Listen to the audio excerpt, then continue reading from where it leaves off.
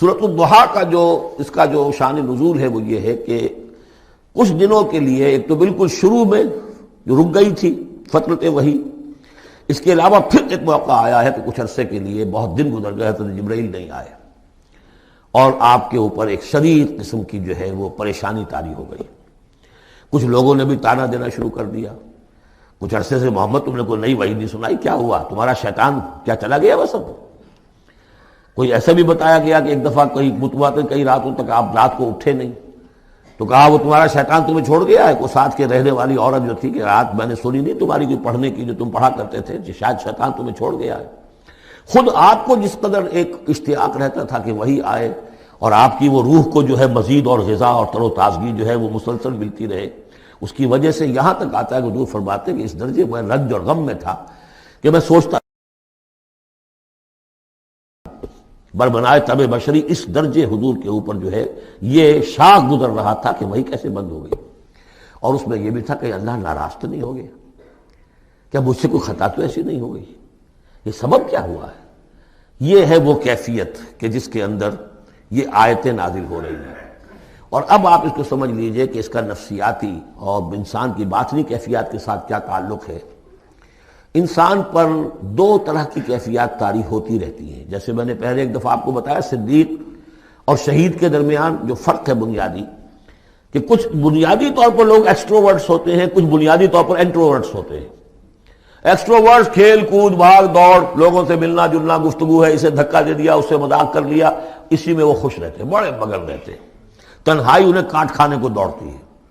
اور ایک انٹروورٹس ہوتے ہیں کہ وہ مجلس وغیرہ کو نہیں ہوتا، اپنے تنہائی میں کہیں بیٹھے ہیں، غور و فکر کر رہے ہیں، سوچ بچار کر رہے ہیں، انہیں وہ مجلس سے زیادہ اپنا گوشہ تنہائی جو ہے وہ زیادہ عزیز ہوتا ہے۔ تو یہ دو مزاج اللہ نے بنائے ہیں۔ اسی طرح ہر انسان کے اوپر آلٹرنیٹلی کچھ کیفیات آتی ہیں جس کو ہم کہتے ہیں میرا موڈ آف ہے، ایک طرح قبض سا ہو جاتا ہے طبیعت میں بندش سی ہوتی ہے، کسی وقت اسی شخص کے اندر پھر انشراح سا ہو جاتا ہے، پھر ہنسنے بولنے کو جی چاہتا ہے، گفتگو کرنے کو جی چاہتا ہے۔ تو یہ کیفیت جب انسان کی روحانی زندگی سے متعلق ہو جائے تو اس کو پھر صوفیہ نے نام دیا قبض اور بسط۔ کبھی طبیعت میں انشراح ہے، انبساط ہے، طبیعت جو ہے وہ آمادہ ہے، ہر چیز میں روشنی کا پہلو آدمی دیکھ رہا ہے، ہر چیز کے اندر آپ کو معلوم ہے ایک تاریک رخ بھی ہوتا ہے کسی معاملے کا اور روشن رخ بھی ہوتا ہے، اس وقت انسان روشن رخ کو دیکھتا ہے۔ اور ایک وقت میں آتا ہے کہ طبیعت میں بندش سی لگ گئی ہے، جیسے اندر کوئی پکڑ لیا کسی نے، اب طبیعت جو ہے وہ بھی اپنے اندر وہ انقباض محسوس کر رہی ہے، اور پھر آدمی پیسیمسٹک ہو جاتا ہے، نا امید سا ہوتا ہے، پھر اسے ہر معاملے کا تاریک پہلو زیادہ نظر آنے لگتا ہے۔ تو یہ قبض اور بسط کی کیفیات ہیں۔ جب کبھی قبض کی کیفیت ہو، قاضی ثناء اللہ پانی پتی رحمۃ اللہ علیہ نے تفسیر مظہری میں لکھا ہے کہ قبض کی کیفیت میں اس صورت کا پڑھنا تریاق ہے، جس طرح حضور صلی اللہ علیہ وسلم کے لیے گویا کہ اس وقت جو وحی کا بند ہو جانا تھا وہ گویا کہ ایک طرح کے انقباض اور قبض کی کیفیت پیدا ہوئی تھی، اس میں اب اللہ تعالیٰ فرما رہے ہیں والضحیٰ،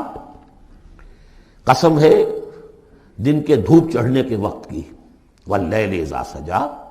اور قسم ہے رات کی جبکہ وہ چھا جائے یا ساکن ہو جائے، سجا کے دونوں معنی ہے سکون۔ اب دیکھیے ان دونوں کو کیوں لائے، اس لیے کہ صبح ہے، حرکت ہے، برکت ہے، چلنا ہے، دوڑنا ہے، ہر شخص جا رہا ہے، ادھر جا رہا ہے ادھر جا رہا ہے، رات کو سکون ہو گیا، تاریکی چھا گئی اور شور ہنگامہ ختم ہو گیا۔ لیکن یہ رات اور دن دونوں ضروری ہیں انسان کے لیے، یہاں کا نظام چلانے کے لیے۔ اگر رات ہی رات ہوتی تب بھی یہ دنیا نہ چلتی، اور دن ہی دن ہوتا تب بھی نہ چلتا، تو رات بھی ضروری ہے۔ اسی طریقے سے نفس انسانی کے لیے کبھی کبھی قبض کا وقفہ بھی ضروری ہے۔ آپ اسے یہ نہ سمجھیں کہ اللہ تعالیٰ ناراض ہو گیا، یہ بھی ہماری تربیت کا ایک یوں سمجھیے کہ ایک جز ہے۔ ما ودعک ربک وما قلی، آپ کے رب نے آپ کو رخصت نہیں کیا ہے، نہ ہی وہ آپ سے ناراض ہوا ہے۔ وللآخرۃ خیر لک من الاولی، اور اس کے بعد جو وقت آئے گا اس قبض کے بعد وہ پہلی سے بھی بہتر ہوگا۔ اور میں حیران ہوتا ہوں کہ کیسے غالب نے وہ بات کہی ہے کہ جو بالکل ترجمانی ہے اس کی، رکتی ہے میری طبع تو ہوتی ہے رواں اور، یعنی یہ کہ جب میری طبیعت کے اوپر کبھی کبھی رکاوٹ سی آ جاتی ہے، اب شعر جو ہیں اچھے نازل نہیں ہو رہے، لیکن جب وہ رکاوٹ سے میں نکلتا ہوں، اس قبض سے نکلتا ہوں، رکتی ہے میری طبع تو ہوتی ہے رواں اور، اس لیے کہ اس قبض کے بعد جب مرحلہ آتا ہے انبساط کا اور انشراح کا، تو تو وہ ایک قدم آگے ہوتا ہے آدمی، اس پہلی کیفیت سے ایک درجہ جو ہے اس کا بڑھ چکا ہوتا ہے۔ وَلَلْآخِرَةُ خَيْرٌ لَكَ مِنَ الْأُولَىٰ، یقیناً پچھلی ہر گھڑی، ہر ساعت اور ہر قبض کے بعد آنے والا انبساط آپ کے لیے پہلے سے اونچا درجہ لے کر آئے گا۔ وَلَسَوْفَ يُعْطِيكَ رَبُّكَ فَتَرْضَىٰ، ان قریب آپ کا رب آپ کو اتنا کچھ دے گا، اتنا کچھ دے گا، آپ کی محنتوں کے وہ نتائج سامنے آئیں گے کہ آپ راضی ہو جائیں گے۔ اب دیکھیے پچھلی صورت ختم ہوئی تھی وَلَسَوْفَ يَرْضَىٰ، یہاں ہے وَلَسَوْفَ يُعْطِيكَ رَبُّكَ فَتَرْضَىٰ، صرف ضمیر کا فرق ہے، کیونکہ صدیق پر وحی نہیں آتی، براہ راست خطاب نہیں کیا جا سکتا، وہاں وہ صیغہ جو ہے وہ غائب کا ہے، وَلَسَوْفَ يَرْضَىٰ۔ اور چونکہ نبی وہ ہے جس پر وحی آ رہی ہے، براہ راست مخاطب ہے، تو وَلَسَوْفَ يُعْطِيكَ رَبُّكَ فَتَرْضَىٰ، آپ کا رب اتنا کچھ دے گا کہ آپ راضی ہو جائیں گے۔ اب یہ کہ اسی قبض کی حالت میں پھر اللہ تعالیٰ اپنے احسان جتا رہا ہے، اور یہ بہترین ہے۔ کبھی طبیعت پر ڈپریشن ہو اس طرح کی اور قبض کی کیفیت ہو تو آدمی یاد کرے کس کس مرحلے پر اللہ نے میری دستگیری فرمائی، کن کن مراحل پر اللہ تعالیٰ نے مجھے مشکلات سے نکالا، اس سے وہ حوصلہ بڑھتا ہے۔ اور اس کو بھی سمجھیے کہ اسی انداز میں علم یجد کا یتیمن فآوا، یہ سیرت النبی کے بڑے اہم حصے ہیں جو اس میں آ گئے ہیں۔ آپ کی پیدائش یتیمی میں، پوسٹیومس چائلڈ، باپ تو پہلے ہی فوت ہو چکا ہے، 6 سال کی عمر میں والدہ گئی، 8 سال کی عمر میں دادا گئے، اور وہ یعنی جو آپ نے دیکھا ہے ابتدائی زمانہ زندگی کا تو وہ یتیمی کا۔ علم یجد کا یتیمن فآوا، کیا اس نے اے محمد آپ کو نہ پایا کہ آپ یتیم تھے، پھر پناہ دی، آپ کے لیے بندوبست کیا، دادا کے دل میں جو شفقت ڈالی،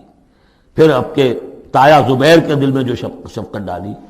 عبد المطلب کے بعد فوراً ابو طالب کا نام آتا ہے، حالانکہ یہ غلط ہے تاریخی اعتبار سے۔ عبد المطلب کے بعد کافی عرصے تک زبیر جو آپ کے تایا تھے وہ سرپرست تھے، پھر ان کے انتقال کے بعد ابو طالب کا معاملہ آیا، لیکن ان کو بیچ میں سے غائب کر دیا گیا ہے۔ بہرحال اللہ تعالیٰ جو بھی کسی کے دل میں ڈالتا ہے، آخر ابو طالب کے دل میں محبت ڈالی تو کس نے ڈالی؟ وہ ہم پڑھ چکے ہیں سورہ طٰہٰ میں، وَأَلْقَيْتُ عَلَيْكَ مَحَبَّةً مِّنِّي، حضرت موسیٰ علیہ السلام کی موہنی صورت کے اوپر اللہ تعالیٰ فرماتے ہیں ہم نے اپنی محبت کا پرتو ڈال دیا کہ تمہیں دیکھنے کے بعد وہ قتل کرنے کے ارادے سے باز رہ گئے، ان کے ہاتھ شل ہو گئے، ایسی موہنی صورت، اسے قتل کر لیں۔ وَأَلْقَيْتُ عَلَيْكَ مَحَبَّةً مِّنِّي وَلِتُصْنَعَ عَلَىٰ عَيْنِي، یہ ہوا ہے۔ تو فرمایا علم یجد کا یتیمن فآوا